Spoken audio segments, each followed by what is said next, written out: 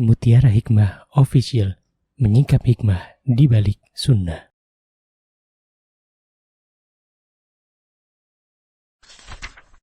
Salurkan donasi terbaik Anda untuk mendukung dakwah Mutiara Hikmah Official. Mari siapkan bekal akhirat kita. Jangan lewatkan kesempatan emas ini. Ayo kita berkontribusi dalam program pembangunan Masjid Mutiara Hikmah yang dibina langsung oleh Ustadz Hanan Yasir MA dan Ustazah Imro'atul Azizah. Raih pahala umroh setara haji dalam program Umroh I'tikaf Ramadan di tahun 2026. Perjalanan penuh makna, bimbingan penuh ilmu bersama Ustadz Hanan Yasir MA dan Ustazah Imro'atul Azizah. Tempat terbatas, daftarkan diri Anda sekarang juga. Jangan lewatkan sensasi umroh full faidah plus daurah fikih hijrah di bulan Syawal tahun 2026 bersama Ustadz Hanan Yasir MA dan Ustazah Imro'atul Azizah. Tempat terbatas, daftarkan diri Anda sekarang juga.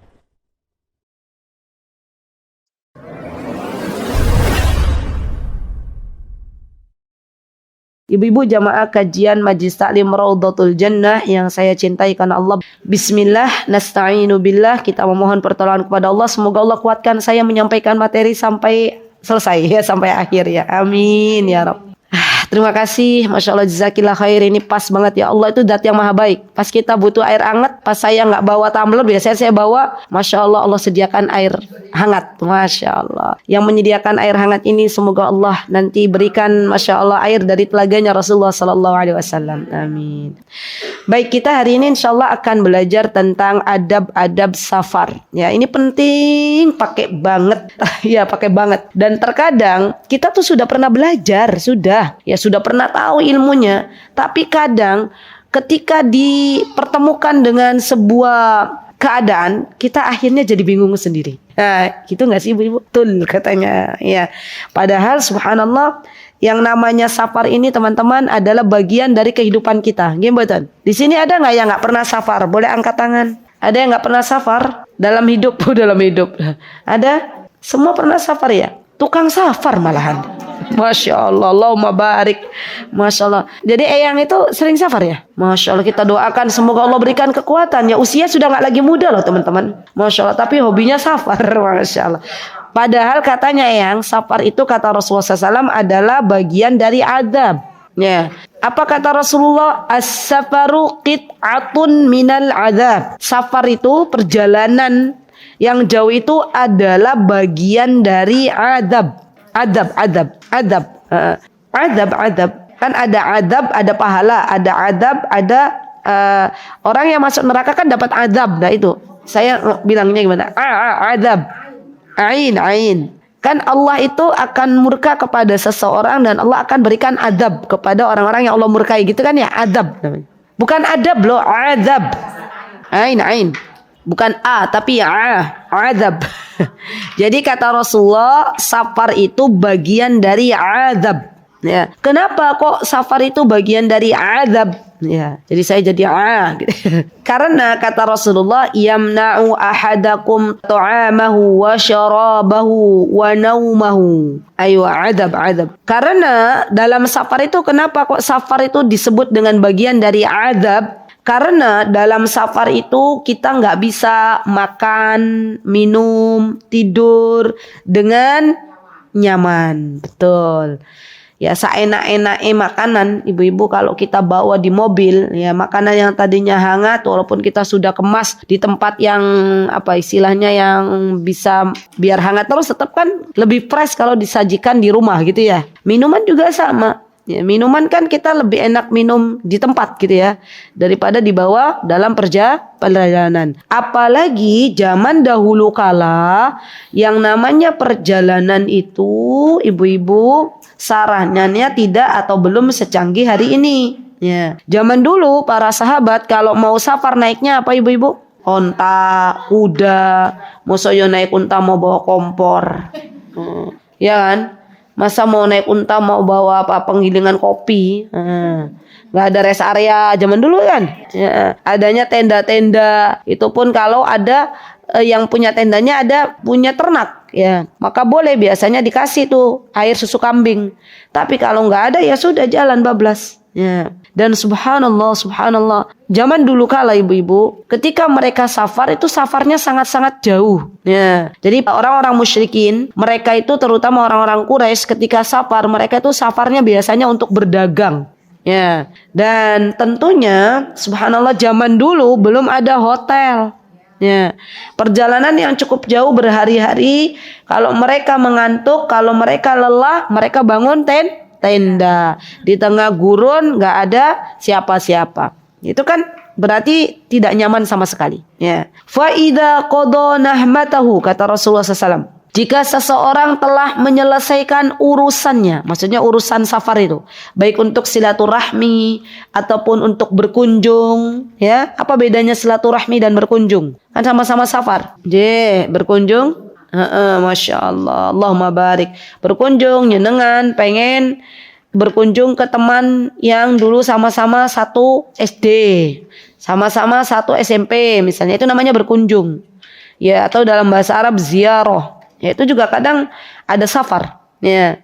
Atau kalau mau silaturahim, berkunjung ke rumah Pak D, berkunjung ke rumah Ibu, berkunjung ke rumah paman. Nah, itu silaturahmi.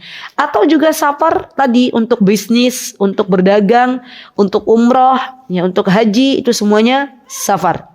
Maka kalau sudah selesai urusan kita, kata Rasulullah SAW, apa yang disunahkan? Falyu'ajjil ila ahlihi. Maka bersegeralah untuk pulang, ya, untuk ke rumah masing-masing. Karena tentunya biasanya zaman dulu kala, laki-laki kalau safar itu jarang sekali bawa istrinya.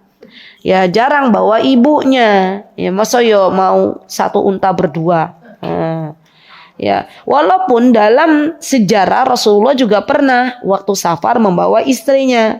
Sampai-sampai karena istrinya Rasulullah banyak, 11, ya Rasulullah ketika safar bagian istrinya tuh seperti apa, diundi. Ya, pakai undian, boleh itu ya, asal jangan pakai dadu. Ya. Dan siapa yang keluar namanya maka ikut safar. Ya, jadi pernah dalam sejarah yang pernah saya baca itu Rasulullah pernah safar bawa istrinya, tapi tidak selalu gitu loh. Dan para sahabat juga bukan sebuah kebiasaan mereka zaman dulu safar itu bawa istrinya, bawa anak perempuannya, ya, bawa ibunya, enggak. Maka dari itu Rasulullah SAW tahu bagaimana kebutuhan para sahabat sebagai seorang laki-laki yang sudah lama tidak bertemu dengan istrinya, yang sudah lama tidak bertemu dengan keluarganya. Dan Rasulullah SAW menganjurkan kalau sudah selesai urusannya jangan ditunda-tunda, pulanglah ke rumah ahlimu. Tapi tentunya ibu-ibu ada adab yang harus diperhatikan. Kalau laki-laki atau seorang suami dia mau pulang ke ahlinya, mau pulang ke rumah istrinya dalam keadaan malam hari, maka dianjurkan untuk tidak langsung pulang, tapi tunggu sampai pagi hari. Jadi itu sunnahnya begitu. Nah, tapi zaman sekarang mau datang jam 12 malam, mau datang jam 1 ya tetap ngetuk pintu gitu ya. Apa hikmahnya? Hikmahnya apa? Kok nunggu sampai besok pagi? Hikmahnya adalah agar istri tersebut bersiap-siap menyambut suaminya. Masya Allah. Jadi zaman dulu tuh berarti para sahabiah tuh suka dandan ibu-ibu. Ya. Bagaimana caranya itu menyambut suaminya pulang dari safar. Masya Allah. Kalau zaman sekarang ya suaminya datang, ya istrinya nggak ada di rumah. Lagi kemana istrinya? Lagi sama bestinya. Ya, padahal suaminya sudah mau datang. Ya. Jadi ibu-ibu kita harus tahu prioritas mana. Kalau memang suami kita mau datang, ya segala aktivitas bersama besti di cancel dulu gitu ya. Maaf bestiku, bukan aku tidak setia denganmu ya dalam persahabatan, tapi suamiku sudah mau sampai ya. Jadi saya prioritaskan dulu untuk menyambut suami. Masya Allah, itulah istri salihah. Ya Masya Allah. Apalagi yang LDM-an ya, ketemunya sebulan sekali. Waduh, Masya Allah. Mumpung suaminya di rumah sudah, ya silakan berbakti, ya diprioritaskan suaminya. Baik. Nah, di dalam Islam karena safar ini adalah bagian dari kehidupan manusia, maka di dalam Islam diatur. Ya, ada aturan-aturannya yang perlu kita ketahui bersama. Dan ketika kita mengamalkan aturan-aturan yang telah diatur dalam Islam, artinya kita sedang menjalankan perintahnya Allah dan Rasulnya. Jadi bukan semata-mata itu adalah ibadah hablum minallah wa hablum minar rasul, tapi hablum minan nas. Jadi orang yang dia aplikasikan adab itu sejatinya bukan hubungan dia dengan Allah, hubungan dia dengan Rasulullah, tapi juga hubungan dengan manusia. Ya, ini semuanya dapat untuk kebaikan semuanya. Ya, dan di dalam Islam diajarkan bagaimana sejatinya seorang muslim dan muslimah dalam bepergian dan apa yang harus dilakukan. Baik, pertama, seseorang yang akan safar maka hendaklah dia berpamitan. Jadi orang yang mau safar itu berpamitan kepada siapa? Pertama, kepada keluarganya tentunya. Ya, kepada karib kerabatnya, kepada saudara-saudaranya. Ini yang paling penting. Ya, gimana kalau misalnya karib kerabatnya itu jauh dari rumah? Maka boleh berpamitan zaman sekarang lewat WA atau lewat video call. Ya, boleh nggak berpamitan dengan tetangga? Boleh. Ya, berpamitan dengan tetangga boleh. Tetapi yang dianjurkan adalah berpamitan dengan keluarga besar. Ya, jangan dibalik-balik. Ya, sama keluarga nggak pamitan, sama tetangga berpamitan. Iya, tapi lewat tadi, lewat grup yang ada kan biasanya wonten ge. Zaman sekarang berarti kita pamitan. Masya Allah. Baik, Asy-Sya'bi mengatakan, kata beliau, seseorang yang tiba dari safarnya juga disunahkan mengunjungi saudara-saudaranya dan menyalami mereka. Artinya berarti orang yang safar atau orang yang datang dari safar itu disunahkan untuk memberitahu keluarganya. Mau safar diinfokan, mau setelah sampai di tujuan juga menginfokan. Dan ini bagian dari adab.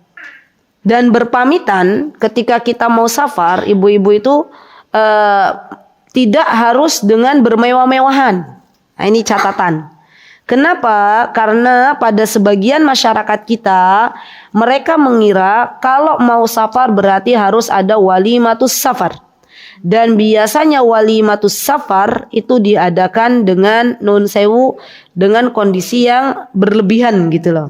Sebenarnya nggak punya, diada-adakan. Diada-adakan, ya kan? Ya, tidak harus ibu-ibu. Ya, cukup kita pamitan, menginfokan kalau ada, alhamdulillah. Kalau tidak ada, ya jangan sampai kita sampai meminjam-minjam. Ya, itu adalah sesuatu yang berlebih-lebihan, israf, tidak boleh. Ya. Dan ingat, kalau mau safar, ibu-ibu, misalnya safar yang berkaitan dengan ibadah, maka jaga niat. Ya, jaga niat. Nah, ini perlu pakai banget gitu loh. Jangan sampai ibadah kita yang awalnya niatnya pengen mendapatkan ridho Allah, terus setan menggoda kita, akhirnya niat kita bukan lagi untuk mengharapkan ridho Allah, tapi ternyata biar kita dilihat oleh orang lain. Nah, ini yang perlu digarisbawahi. Jadi kalau ada yang bertanya, Ustazah boleh nggak walimatus safar? Saya jawab bukannya nggak boleh, bukannya boleh, boleh. Ya, tetapi tadi syarat dan ketentuan berlaku. Kalau safarnya berkaitan dengan ibadah, jaga niat. Ya, terus nggak boleh ya semampunya gitu loh. Nggak boleh diada-adakan sesuatu yang memang nggak mampu. Ya sudah, kalau mampunya sebatas kita pamitan, kita ke rumah saudara kita ke rumah tetangga kita cukup. Ya, jadi tidak perlu kita menghabiskan banyak uang sebenarnya. Ya, untuk perjalanan atau untuk izin dalam rangka safar. Ya, baik. Nah, ini tolong di ini ya, ibu-ibu tolong dihafalkan. Disebutkan di sini sunnah yang biasanya sudah lama dilupakan adalah berpamitan sebelum safar. Ibnu Umar berkata kepadaku, kemarilah aku akan berpamitan kepadamu sebagaimana Rasulullah berpamitan kepadaku. Doa orang yang mau safar yang dibaca oleh musafir kepada mukimin. Apa bacaannya? Astaudi'ullah dinaka wa amanataka wa khawatima amalik. Ada yang mau nulis? Boleh, silakan dibantu. Ini doa bagi musafir kepada mukimin. Jangan dibalik-balik. Nanti ada doa mukimin kepada orang yang safar. Doanya apa? Usika bitaqwallahi wat takbiri ala kulli syaraf. Ya. Boleh ditulis ibu-ibu, ada yang bantu untuk nulis? Pertama doa musafir untuk mukimin. Oke ibu-ibu? Baik. Dan ibu-ibu ada sebenarnya beberapa doa ya.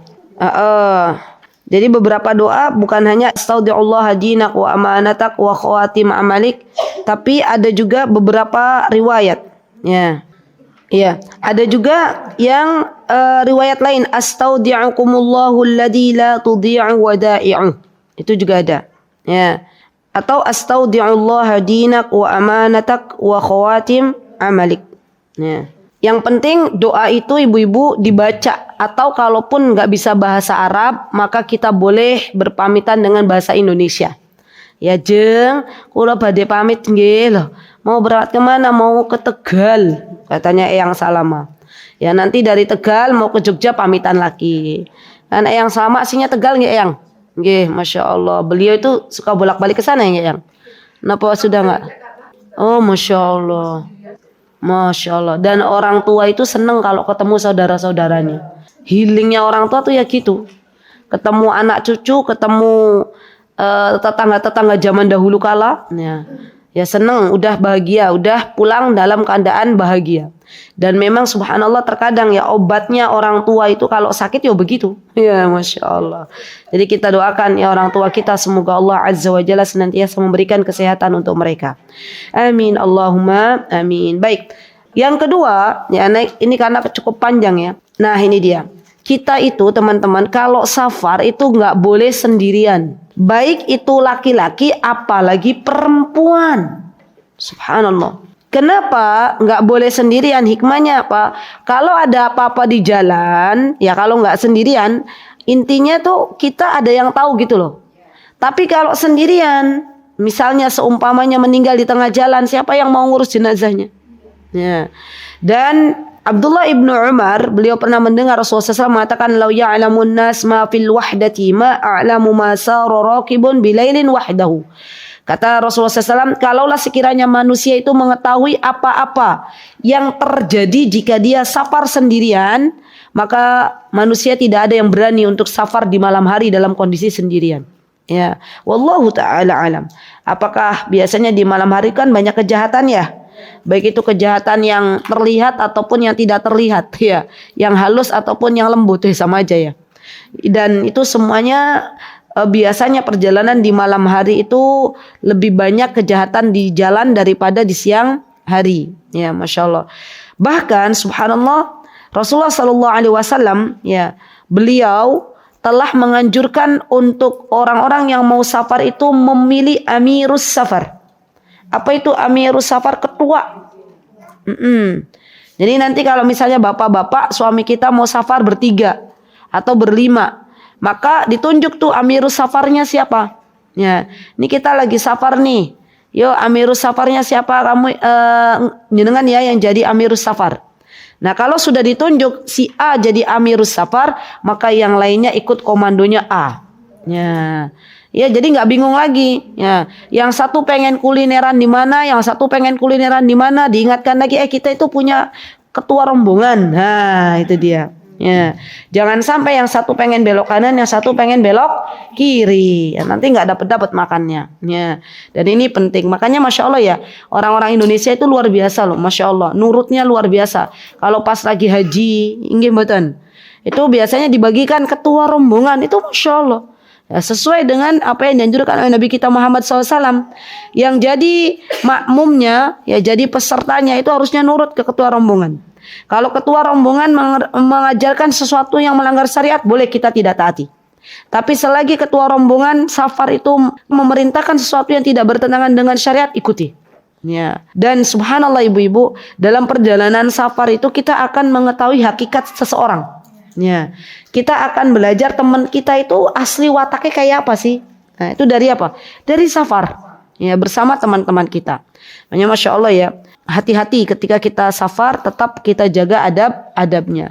Dan Rasulullah SAW pernah bersabda, ar-raqibu syaitan, kata Rasulullah. beliau mengatakan bahwa satu rokib, maksudnya satu rokib itu orang yang mengendarai atau melakukan safar sendirian, maka temannya syaiton. Nah, hati-hati ya. Ini mengerikan ya. Harus lebih dari minimal sebenarnya safar itu lebih dari 3 ya. Tapi dengan dari apa? Karena Rasulullah mengatakan warraqibani syaitonan wasalasatu rokbun. Kata Rasulullah 2 juga masih ya, 2 orang melakukan safar maka yang lainnya adalah syaitan, dan 3 orang melakukan safar maka itulah yang dinamakan safar. Jadi minimal tuh 3 ya. Hikmahnya apa Bu? Hikmahnya kalau ada apa-apa di jalan, 1 pingsan ya 2 gotong.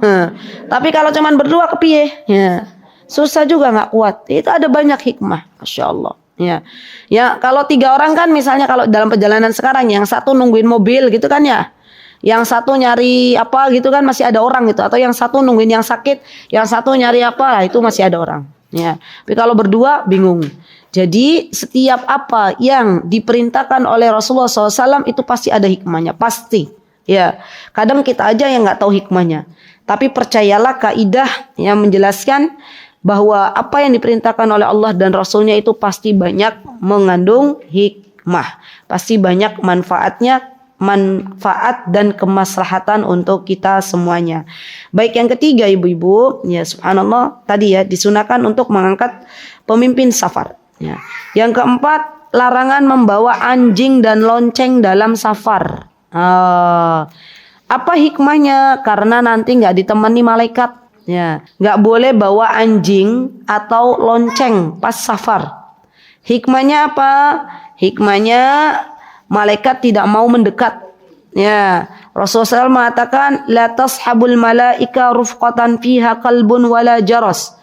Malaikat tidak akan menemani safar seseorang yang membawa anjing dan lonceng. Jaras itu adalah membawa lonceng yang kling apa sih namanya tuh? Kelintingan. Apa jenenge zaman dulu waktu kita mau masuk SD sebelum ada bel zaman sekarang itu loh. Nampak? Lonceng tuh itu namanya. Ya. Lonceng yang di kanan kiri. Nah, lonceng-lonceng itu nggak boleh. Kenapa? Karena ternyata nanti malaikat tidak akan menemani orang yang safar dengan membawa lonceng atau anjing. Padahal subhanallah kita butuh teman. Ya, di antara teman yang menemani kita dalam perjalanan adalah malaikat. Baik, yang kelima, ini nih pembahasannya panjang kali lebar. Wanita yang safar itu harus disertai mahram. Masih ingat ibu-ibu? Safar berarti kalau wanita safar artinya wanita kalau sudah mencapai jarak tertentu safar dia harus pakai mahram. Masih ingat nggak pelajaran kita pekan kemarin? Dikatakan safar itu kalau sudah mencapai berapa? 86,4 kilo. Ya. Berarti kalau ada wanita ya, dia mau ke mana? Kemarin tuh kita ke Gunung Kidul gitu ya, atau kemana tuh? Wanita dari Sleman mau ke Bantul misalnya ya. Nah, itu belum ya. Jadi boleh misalnya tanpa mahram. Tapi kalau wanita berjalan mau safar dari Yogyakarta menuju ke Madiun, area-area Jawa Timur ya, berarti harus disertai dengan mahram. Ibu-ibu yang saya cintai karena Allah, kenapa wanita kok di dalam Islam itu diatur sedemikian rupa, diperintahkan oleh Rasulullah SAW biar ada mahramnya? Kalau kita berpikir secara jernih, maka sejatinya aturan Islam itu bukan ingin mempersulit wanitanya itu sendiri, tapi aturan Islam sejatinya ingin memuliakan wanita itu sendiri. Ya, banyak di antara wanita-wanita muslimah zaman sekarang kalau pas ya ada yang menasehati safar tuh harus pakai mahram, dia akan mengatakan, loh sekarang aja aman kok, mosoyo mau pakai mahram gitu ya. Nah, itu mempersulit orang yang mau bepergian. Nah, padahal jelas tidaklah aturan Islam itu dibuat oleh Rasulullah SAW kecuali di antara hikmahnya adalah untuk memuliakan wanita itu sendiri. Subhanallah, memuliakan muslimah itu sendiri. Rasulullah SAW beliau bersabda, la yahillu, tidak halal, artinya tidak halal itu mboten pareng ya, limra'atin, bagi seorang wanita, tu'minu billahi wal yaumil akhir, yang beriman kepada apa ibu-ibu? Kepada Allah dan hari akhir. An tusafira masirata yaumin wa lailatin laisa ma'aha hurmah. Dia berjalan, ya maksudnya melakukan safar dalam jarak sehari semalam tanpa didampingi oleh mahramnya. Penting bagi kita untuk belajar kembali siapa mahram kita. Nah, itu kan pelajaran lagi tuh, ilmu lagi. Ya. Tetangga kita mahram napa mboten? Mboten. Sepupu mahram napa mboten? Sepupu, ada yang bilang mahram. Ayo sepupu, mboten. Sepupu sanes, bukan. Anak adopsi mahram napa bukan? Anak angkat, bukan. Siapa lagi ibu-ibu yang kayaknya tuh kayak ipar, mahram napa mboten? Bukan. Walaupun udah deket banget gitu ya, udah nganggep kayak adik kandung sendiri atau kakak kandung sendiri, tapi ternyata bukan mahram. Jadi kita harus belajar lagi siapa mahram kita. Tujuannya untuk apa? Agar kalau kita safar, kita bisa ditemani oleh mahram kita. Baik. Kemudian Rasulullah SAW juga pernah bersabda. Apa kata beliau? La yakhluwanna rajulun bimra'atin wa la tusafiranna imra'atun illa wa ma'aha mahram. Tidak dihalalkan seorang laki-laki berkhulwat atau berduaan dengan seorang wanita, dan tidak boleh seorang wanita melakukan safar kecuali bersama mahramnya. Masya Allah ya. Dan ini benar-benar ujian nih ibu-ibu. Ya, ujian. Ujian di zaman kita hari ini. Ya, di mana kita akan mengatakan safar zaman sekarang itu tidak seperti zaman dulu. Ya, itu tipu daya syaitan semua. Ya, safar zaman sekarang lebih aman daripada zaman dulu. Ya, padahal ibu-ibu, subhanallah, bisa dibayangkan enggak kalau serombongan wanita safar perjalanan jauh, ya, tiba-tiba dalam satu bis itu hanya ada kondektur dan hanya ada supir. Ya, terus jalanannya nanjak, ya. Qadarullah tuh bisnya mundur, ya. Padahal di dalam bis tuh semuanya wanita. Kira-kira situasinya seperti apa? Hah? Mencekam, teriak-teriak, sampai supirnya bingung, ya. Mau ke kanan apa ke kiri, ya, karena saking teriakannya keras, ya. Dan kalau ada, ya ini kan kondisinya begitu ya, teriak-teriak, ya, dan mencekam gitu, panik gitu loh. Ada yang sampai loncat ya? Mas, ada ibu loncat? Oh, saking takutnya gitu ya, sampai loncat katanya ya, masya Allah. Dan kalau ada laki-laki di dalamnya minimal bisa apa tuh? Membantu, tenang bu, sabar, istighfar gitu kan ya. Yang tadinya teriak-teriak astagfirullahaladzim gitu ya. Terus nanti bilang ke Pak supir, Pak kondektur, dah sekarang matikan mesinnya, kita turun, ikut bantu untuk apa? Untuk dorong gitu kan ya. Nah, itu kan banyak hikmahnya sebenarnya. Masya Allah. Itu baru hikmah yang kita ketahui, dan banyak hikmah yang tidak kita ketahui. Jadi sekali lagi bahwa apa yang diperintahkan oleh Allah dan Rasulnya itu sejatinya ada pelajaran yang sangat-sangat berharga.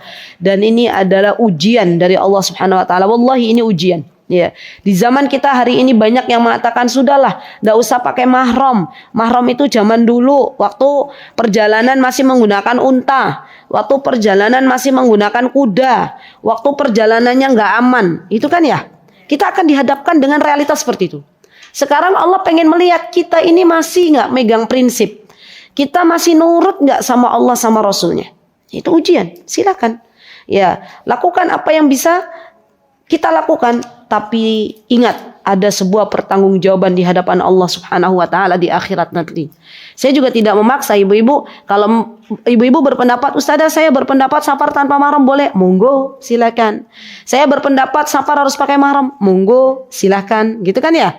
Tapi ingat, semua yang Anda lakukan akan dipertanggungjawabkan di akhirat nanti di hadapan Allah Subhanahu wa taala. Saya hanya menyampaikan apa yang disabdakan oleh Nabi kita Muhammad sallallahu alaihi wasallam. Baik. Nah, bahkan di sini disebutkan nih syubhat. Nih, syubhat ada nih. Yuk kita pelajari. Subhatnya apa? Subhat itu adalah sebuah hal yang banyak akhirnya dijadikan sebagai rujukan bagi orang-orang zaman sekarang.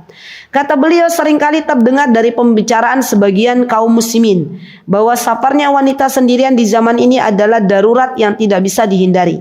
Kondisi zaman mengharuskannya. Mereka berargumen bahwa kesendirian wanita ketika safar telah tertiadakan ketika wanita tersebut melakukan safar dengan menggunakan pesawat, kereta api dan semisalnya.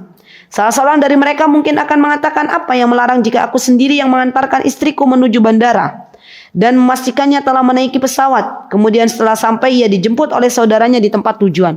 Paham dah maksudnya, Bu? Ada seorang suami yang bilang, ya udahlah, yang penting kan aku nganter istriku sampai bandara, sampai stasiun. Nanti di perjalanan naik pesawat, di perjalanan naik kereta, dia sendirian. Pas di bandara ada yang jemput, gitu ya. Yuk kita lihat apa jawabannya. Yang pertama, ini jawabannya, pelajaran untuk kita semuanya. Kata beliau, mu'alif kitab ini, fitnah wanita termasuk sebesar-besar fitnah yang telah menimpa umat-umat terdahulu. Dan kita diminta juga untuk berhati-hati. Jadi Rasulullah SAW beliau mengatakan bahwa fattaqud dunya wattaqun nisa fa inna awwala fitnati bani Israil kanat fin nisa. Ya, kata Rasulullah, bertakwalah kalian wahai laki-laki terhadap dunia dan terhadap wanita, karena sejatinya fitnah yang menimpa Bani Israel pertama adalah fitnah wanita. Dan Rasulullah SAW mengatakan tidak ada fitnah yang lebih berat ya yang aku tinggalkan setelah aku meninggal dunia kecuali fitnah wanita. Ya, kita nggak pernah tahu di pesawat wanita ini duduk bersampingan dengan siapa, bersebelahan dengan siapa. Kita nggak pernah tahu di kereta wanita ini bersebelahan dengan siapa. Gitu ya. Dan kita pun nggak pernah tahu apa yang terjadi di dalam pesawat dan apa yang terjadi di dalam kereta. Ya, baik. Yang kedua, jawabannya adalah yang mesti terlebih dahulu dilakukan adalah mendudukan persoalan yang sebenarnya tanpa membesar-besarkan. Yakni bahwa wanita adalah makhluk yang lemah. Wanita kita ini makhluk yang lemah. Cepat terpengaruh, membawa perasaan lebih dominan. Mudah terperdaya dan membutuhkan bantuan dari kaum laki-laki dalam segala aspek kehidupannya. Masya Allah ya. Apabila hal tersebut dibarengi dengan lemahnya keimanan dan agama, ya, maka ini akan semakin membahayakan wanita itu sendiri. Ya. Jadi dari awal di rumah itu, wah kayaknya insya Allah deh, kalau aku naik pesawat nggak ada macam-macam. Tiba-tiba pas di atas pesawat, ya setan mulai menggoda, ya karena perjalanannya cukup lama, ya di sampingnya ada laki-laki yang bukan mahramnya ngobrol, ya misalnya nih, terus tukeran nomor gitu ya, terjadilah sesuatu yang tidak diharapkan, misal contoh, ini kan bisa saja terjadi, ya. Baik, karena setan itu pastinya ketika mengganggu anak Bani Adam, mereka juga mengganggu dengan cara yang mungkin kita nggak pernah berpikir sebelumnya. Ya, baik. Jadi sekali lagi bahwa ternyata menemani seorang wanita yang safar, ya laki-laki disunahkan untuk menemani wanita ketika safar itu dimulai dari keluar rumah sampai ke tempat tujuan. Itu boleh. Saya ambil real begini. Jadi begini. Ketika ada yang bertanya, Ustazah, gimana hukumnya kalau ada anak-anak mau mondok? Itu boleh nggak kalau sudah di tempat tujuan nggak ditemani? Maka biasanya saya jawab, kalau memang di pondok tersebut dia tinggal bersama wanita-wanita yang thiqah, wanita-wanita yang bisa dipercaya, maka dalam hal ini dibolehkan, tapi dalam perjalanan dari rumah menuju pondok itu, kalaupun sudah dalam perjalanan safar ditemani oleh mahramnya. Ya, banyak kan sekarang anak-anak pondok begitu kan, ada nggak anak pondok yang pas belajar ditemani mahramnya? Kan jarang. Gimana? Pondok putri, gitu ya. Ada nggak yang bapaknya ikut pesantren? Jarang. Ada nggak yang pamannya ikut pesantren? Kan jarang. Mesti pondok putri ya sama-sama putri. Ya. Nah, bagaimana atau apa yang harus kita lakukan, yaitu pas dari rumah menuju ke tempat pondoknya itu ditemani, gitu ya. Jangan dilepas begitu aja. Apalagi ya anak-anak pondok yang dari luar Jawa. Ya, Ustazah, tapi kan biaya pesawat mahal, tapi biaya transportasi mahal. Ya udah, kalau kayak gitu cari pondok yang dekat dengan rumah. Ya, begitu. Jadi gimana ya? kadang tuh subhanallah zaman sekarang ya ibu-ibu. Kalau kita kasih dalil atau nas Rasulullah Allah tuh memerintahkan ini. Subhanallah nanti ada aja alasannya gitu ya. Ada alasan yang mana akhirnya pengen mendapatkan dibolehkannya ini dan itu gitu loh. Itu yang kita ujian bagi kita para guru ya. Gimana kita mau menyikapi apa yang terjadi pada mad'unya atau apa yang terjadi pada murid-murid ya. Sebisa mungkin kita katakan yang sejujur-jujurnya, yang sebenar-benarnya. Kalau memang Rasulullah dan Allah menyuruh kita untuk safar bersama mahram, ya sudah kita katakan. Tapi kalau di sana dia ngeles begini begitu sudah. Itu monggo silakan. Kalian mau melakukan monggo. Ya ingat bahwa semua akan dipertanggungjawabkan di hadapan Allah di akhirat nanti. Begitu nggih. Baik, yang keenam ya. Kalau mau safar itu ada sunnahnya. Hari apa? Hari Kamis pagi. Ya, Kamis pagi. Itu sunnahnya kalau mau safar. Ya. Jadi di antara petunjuk dari baginda Rasulullah SAW, beliau menyukai safar biasanya di hari Kamis pagi. Ya. Ustazah kalau hari Kamis nggak memungkinkan, boleh nggak safar di hari lain? Boleh, silahkan. Ya. Nah, pagi itu lebih baik daripada malam. Ya kenapa? Ya karena tadi kalau malam itu kejahatan ada di malam hari. Walaupun sebagian orang mengatakan perjalanan malam ini enak ustazah, lenggang, nggak ada macet dan lain-lain sebagainya. Tapi ingat malam hari itu juga banyak kejahatan di dalam perjalanan. Ya kalau kebiasaan orang-orang zaman dulu biasanya safar itu ba'do subuh. Ya, ba'do subuh, salat subuh habis itu safar. Ya, anak zaman sekarang safarnya kapan Bu? Ba'do isya. Karena sudah terbiasa malamnya nggak tidur. Nah, kan beda. Ya. Mana yang lebih baik? Ya pagi. Fresh ya, nggak ngantuk. Ya. Baik, kemudian ibu-ibu yang saya cintai karena Allah, di antara adab safar kita memperhatikan doa-doa yang diajarkan oleh Rasulullah SAW. Contoh, mau naik kendaraan baca doa. Apa doa naik kendaraan? Subhanalladzi sakhkhara lana hadza wa ma kunna lahu muqrinin wa inna ila rabbina lamunqalibun.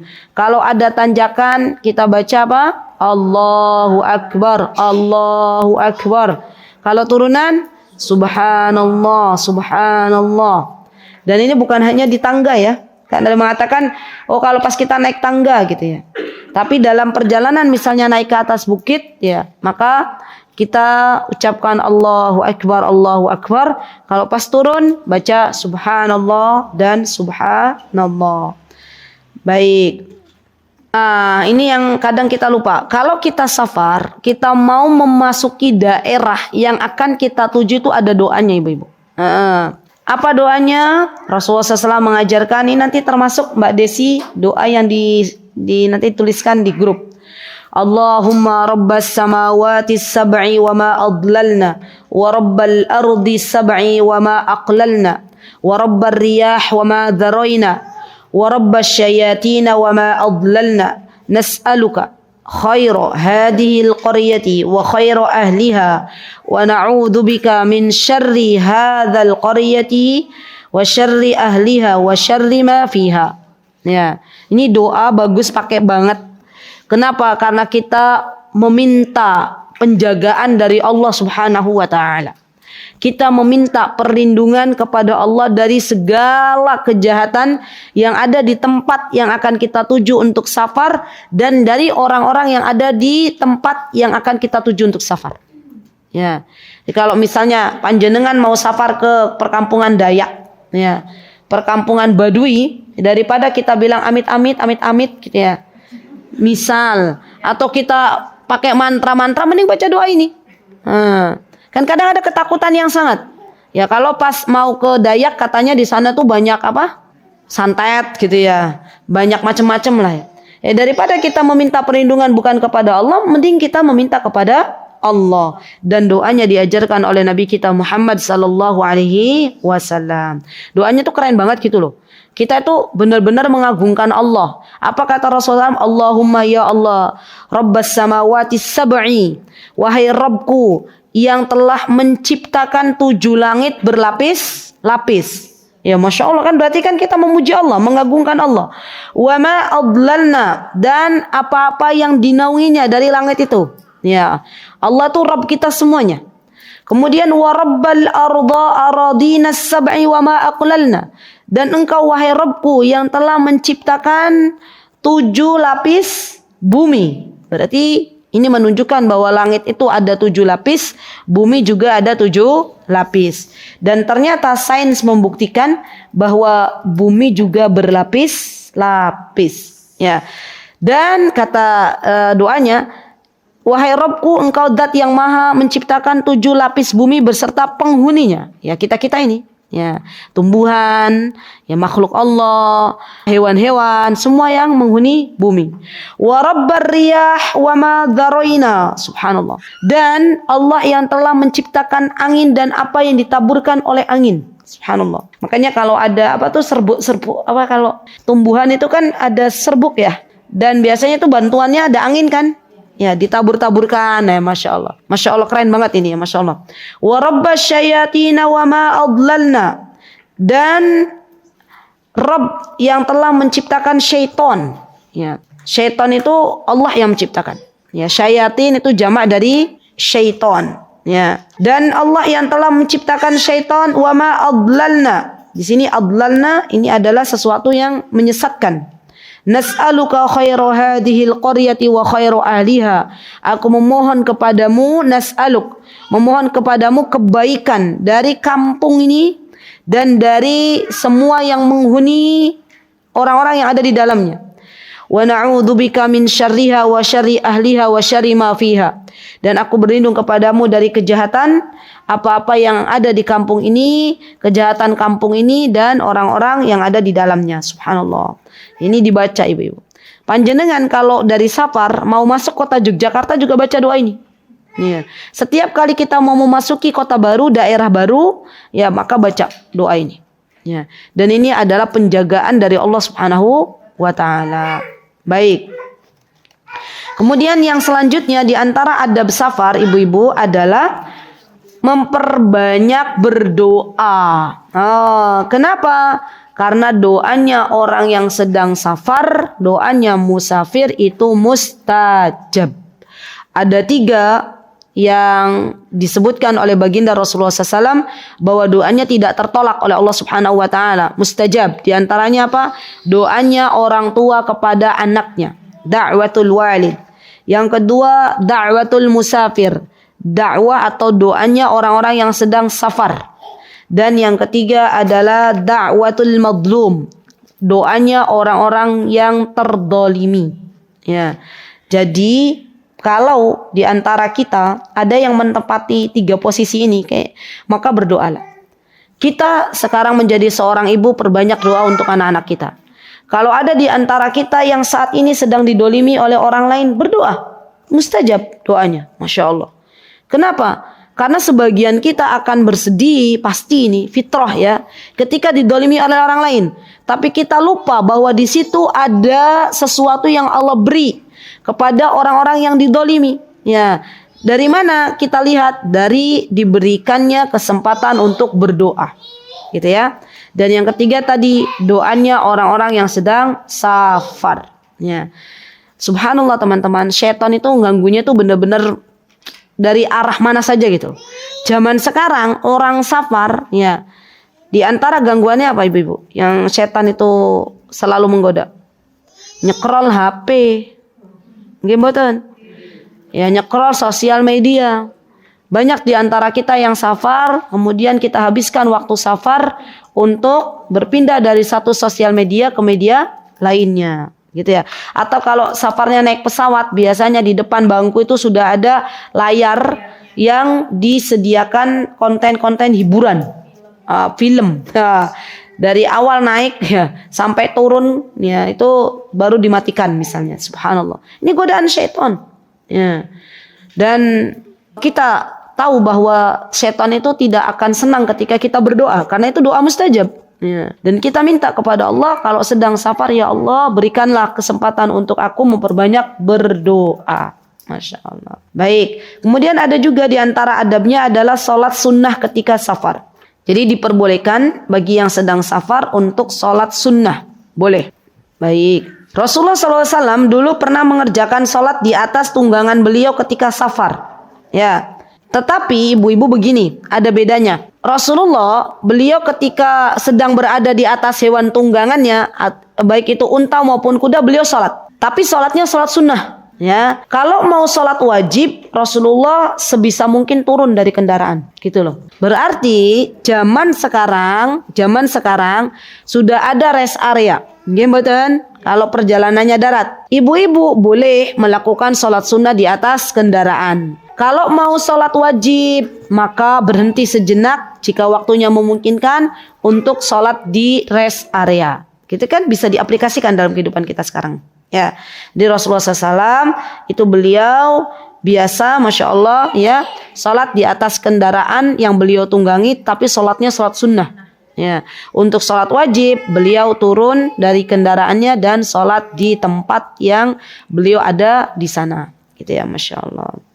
Tetapi ibu-ibu, kalau seandainya ya perjalanan itu cukup jauh dan kalau kita mau menjamak sholat ketika kita sudah sampai tempat tujuan tidak menjangkau, ya, maka boleh kita sholat fardu atau sholat wajib di atas kendaraan. Ya, dan memang kondisinya sulit gitu loh. Kalau darat itu kan bisa berhenti di rest area tadi, ya, berapa jam kita berhenti. Kalau di atas pesawat, maksudnya kita mau sholat wajib, kita bilang ke pramugari, tolong turunin dulu sebentar, gitu ya. Di bandara terdekat, lo mau ngapain bu? Mau sholat? Itu kan nggak mungkin. Jadi kalau sholat di atas pesawat boleh, ya, baik untuk sholat wajib maupun sholat sunnah. Apalagi sekarang, masya Allah ibu-ibu, terakhir saya naik kereta api itu, masya Allah di kereta api itu sudah ada musola. Ya, walaupun hanya cukup 3 orang, kecil-kecil. Kalau yang gede ya paling 2. Ya. Di atas pesawat juga ada sekarang ada musola. Ya, terutama pesawat Saudi itu ada musolanya. Ya, masya Allah, sebuah kemudahan dari Allah Subhanahu wa Ta'ala, masya Allah. Baik, kemudian disunahkan juga ibu-ibu. Nah ini nih penting. Kalau kita mau memasuki sebuah rumah atau sebuah tempat di mana itu tempatnya itu jarang penghuni gitu loh, tempat baru ataupun nggak dihuni, maka baca a'udzu bikalimatillahi tammati min syarri ma khalaq. Ya. Itu saya ajarkan juga ke anak-anak. Nah, kalau mau masuk hotel itu kan walaupun bangunannya bagus ya, tapi kan belum tentu setiap hari ada orang. Maka sebelum duduk di atas kasur, masuk, assalamualaikum, gitu ya, nggak ada orang nggak apa-apa, salam. Terus saya mencoba untuk memberikan teladan kepada anak-anak. Jangan lupa, yuk kita baca a'udzu bikalimatillahi tammati min syarri ma khalaq. Dan ini banyak yang kita lupa. Ya. Jadi kalau kita mau safar, kalau kita sudah di tempat tujuan, kita lihat kok kayaknya ditempatkan di rumah yang lama kosong gitu ya. Maka baca doa ini. A'udzu bikalimatillahi tammati min syarri ma khalaq. Ya, dan ini subhanallah, doa kita meminta perlindungan kepada Allah Subhanahu wa Ta'ala. Ya, masya Allah. Atau bahkan kata muallif, kata yang penulis ini, beliau mengatakan doa a'udzu bikalimatillahi tammati min syarri ma khalaq itu bisa diucapkan ketika melintasi setiap tempat. Nah, jadi kalau misalnya mau melintasi tempat yang kayaknya kok serem gitu ya, daripada kita bilang derek langkung bah gitu ya, lebih baik kita bilang a'udzu bikalimatillahi tammati min syarri ma khalaq. Loh, enggak ada sih banyak kok yang derek langkung. Ya kan? Mbah wallahu taala alam. Ya. Kan subhanallah, ternyata dalam Islam tuh indah banget gitu loh. Ya, sudah diajarkan sedemikian rupa. Mau lewat pohon besar misalnya, ya ndak usah kita pamit-pamitan. Ya udah kita a'udzu bikalimatillahi tammati min syarri ma khalaq. Insyaallah dilindungi oleh Allah Subhanahu wa Ta'ala dan mendapatkan pahala. Ya, baik. Kemudian di antara hikmahnya dia akan mendapatkan penjagaan dari Allah dan tidak akan ada sesuatu pun yang akan bisa mendatangkan mudarat kepadanya. Subhanallah, subhanallah. Ini penting pakai banget ya, ibu-ibu. A'udzu bikalimatillahi tammati min syarri ma khalaq. Ayo ibu-ibu. Siapa yang mau baca? Nih ibu-ibu ini nih, eyang-eyang. Ada yang mau baca? Eyang. Masya Allah, sudah hafal nggih? Alhamdulillah. Ibu, silakan dibaca a'udzu. Iya, lanjutkan. Betul. Min syarri. Masya Allah. Nanti habis ini terus di sedikit lagi ya. Satu lagi, ibu yang pakai kerudung pink, yang ada kacamata di atasnya. Ini jenengan. Bu Reni kan kacamatanya dipakai gini. Saya minta yang ibu yang kacamatanya di atas. Iya jenengan. Monggo Bu. Nggak apa-apa, lihat dulu boleh Bu Reni. Kasih. Masya Allah, barakallahu fiik. Masya Allah. Nanti dibaca nggih, insya Allah biidznillah kita akan mendapatkan penjagaan dari Allah Subhanahu wa taala. Baik. Kemudian di antara sunnah yang kadang kita tidak ketahui adalah disunahkan tinggal sejenak dan makan dengan berjamaah di satu tempat. Masya Allah.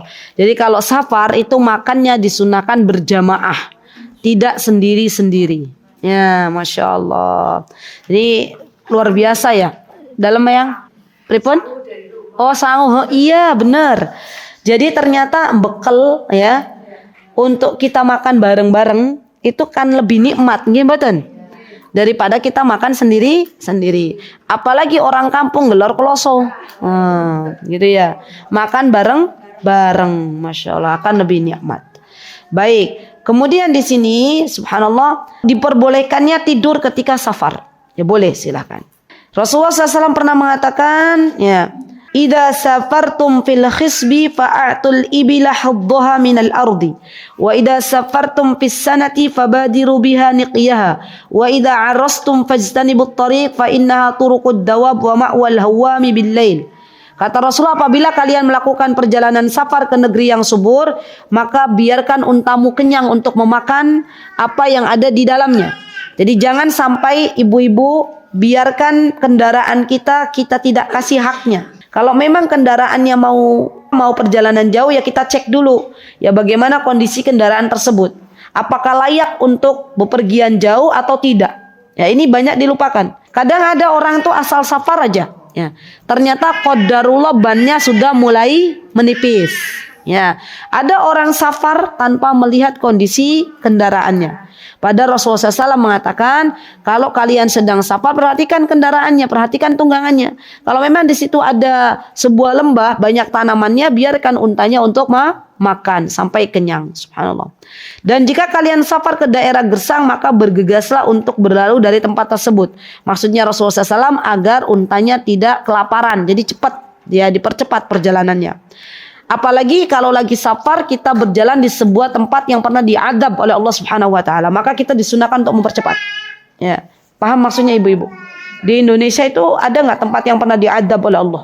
Ada enggak? Yang ada lembah yang itu yang di daerah mana tuh?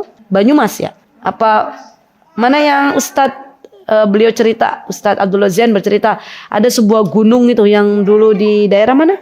Dieng ya? Bukan Banyumas ya, itu Dieng.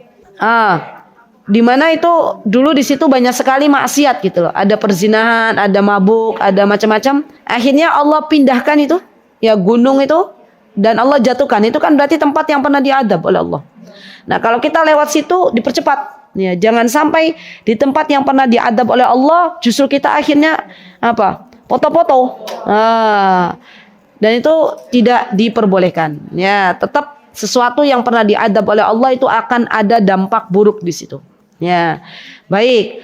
Kemudian Rasulullah SAW mengatakan, apabila kalian berjalan di siang hari, Masya Allah, jauhilah lorong. Karena itu adalah jalan-jalan hewan melata dan tempat tinggal singa di waktu malam. Maksudnya kita cari, kalau kita sedang safar, kita cari tempat yang aman gitu loh. Jalan-jalan yang aman. Kalau kita tahu bahwa di sebuah tempat itu ada apa namanya toang ya, alas roban zaman dulu itu. Namanya apa zaman sekarang? Mana itu alas roban? Batang ya, batang. Itu kan terkenal kalau di situ banyak kejahatan. Ya sudah jangan dilewati. Ya dulu zaman dulu. Ya enggak tahu kalau sekarang sudah aman apa belum, Ge? Sudah aman ya. Jadi sesuatu yang memang kita tahu itu adalah tempat-tempat di mana banyak kejahatan ataupun banyak hewan-hewan melata, kita jauhi dan cari tempat yang lebih aman. Dan seorang musafir kalau dia butuh tidur kata Rasulullah maka boleh dia untuk istirahat sejenak. Masya Allah. Baik. Tadi ini ya sudah safar itu cepat pulang kalau memang sudah tidak ada lagi yang perlu dituntaskan. Satu lagi, disunahkan sholat 2 rakaat bagi musafir setelah kembali ke negerinya. Jadi kalau misalnya kita datang dari safar, maka ada sholat sunnah 2 rakaat. Ya, Masya Allah. Dan ini banyak sekali yang akhirnya meninggalkan. Ya. Rasulullah SAW, beliau ketika kembali dari safar dalam kondisi masih masuk waktu duha, maka beliau mendatangi masjid dan mengerjakan sholat 2 rakaat sebelum beliau duduk. Ya, Masya Allah. Jadi Rasulullah itu Masya Allah ya, di antara ibadah yang banyak dilakukan oleh beliau itu sholat. Ya, Masya Allah. Ya, di kendaraan aja beliau sholat, di tunggangan aja beliau sholat. Masya Allah. Sesampainya di sebuah tempat beliau sholat. Masya Allah. Maka kita sebagai umat Nabi kita Muhammad SAW, kita jadikan sholat itu adalah ibadah yang kita cintai. Apa doanya? Rabbi ja'alni muqimas salati wa min durriyati Rabbana wa taqabbal du'ai. Itu doanya. Ya Allah, jadikan ibadah salat ini Rabbi ja'alni muqimas salat, sesuatu yang kita itu membiasakannya, ya. Dan jadikanlah anak keturunanku juga orang-orang yang sering menunaikan ibadah salat. Insyaallah, ya. Dan faidahnya, ya, perkataan Ka'ab radhiyallahu anhu, kata beliau, sesungguhnya apabila Nabi kembali dari suatu perjalanan pada waktu duha, menyiratkan bahwa seorang musafir yang datang pada waktu terlarang tidak disyariatkan mengerjakan salat 2 rakaat. Maksudnya bagaimana? Kalau ada orang safar datangnya malam hari, nah itu kan sesuatu yang makruh. Maka ketika malam hari sudah tidak lagi disyariatkan untuk salat 2 rakaat. Ya. Dari mana kita ambil pelajaran tersebut? Dari hadis Nabi kita Muhammad SAW. Dan dari sini kita bisa belajar bahwa Rasulullah kalau datang ke keluarganya itu lebih banyak setelah perjalanan jauh di siang hari daripada di malam hari. Itu Masya Allah. Jadi kita bilang ke suami kita, bebebku kalau mau safar datangnya jangan malam-malam, gitu ya. Datangnya kapan? Maksimal sore. Ya, Masya Allah. Dan ini kebaikan untuk kita semuanya. Wallahu ta'ala alam. Itu yang bisa saya sampaikan ibu-ibu. Semoga yang sedikit ini bermanfaat. Karena sesungguhnya safar itu juga bisa kita jadikan sebagai sarana untuk mendapatkan ridho Allah Subhanahu wa taala, dan sebaliknya sarana untuk bermaksiat kepada Allah Subhanahu wa taala. Apapun yang kita lakukan tetap kita punya tujuan yang mulia, yaitu mencari ridhonya Allah Subhanahu wa taala. Wallahu taala alam. Aqulu qouli hadza wa astaghfirullah li wa lakum wa akhiru da'wana alhamdulillahi rabbil alamin. Assalamualaikum warahmatullahi wabarakatuh. Mutiara Hikmah Official, menyingkap hikmah di balik sunnah.